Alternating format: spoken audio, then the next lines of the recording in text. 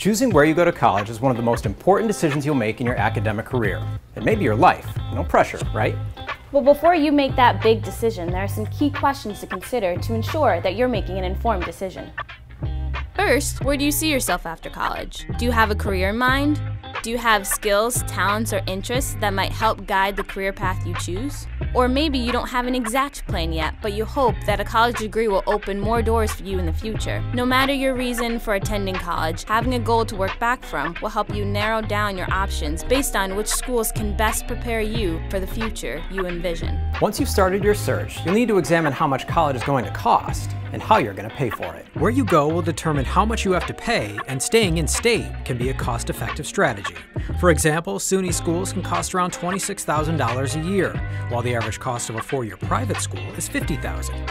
But depending on the college, you may be offered financial aid to make the cost about the same. You might also consider attending a community college. In New York, community colleges offer an affordable path to an advanced degree, saving you money and guaranteeing you admission to a SUNY four-year program. College costs can be divided between direct costs like tuition and room and board, and indirect costs. That's the extra stuff like supplies, transportation, and books. Before deciding on a college, you'll need to explore how you'll pay for everything. The good thing is that there's often help available. Through HESC, you can learn more about financial aid options, gift aid, and self-help aid, which can alleviate some of the financial burden. Gift aid is free money in the form of grants and scholarships. These often come from local clubs and organizations, the government, and the colleges themselves. Self-help aid is the money acquired through loans, such as federal loans or work-study programs at the colleges.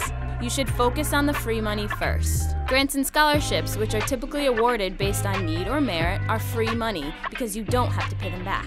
You can help save thousands of dollars on tuition costs if you qualify for federal programs like Pell and Supplemental Educational Opportunity Grants, and New York State programs such as Tuition Assistance, the Excelsior Scholarship, and the STEM Scholarship.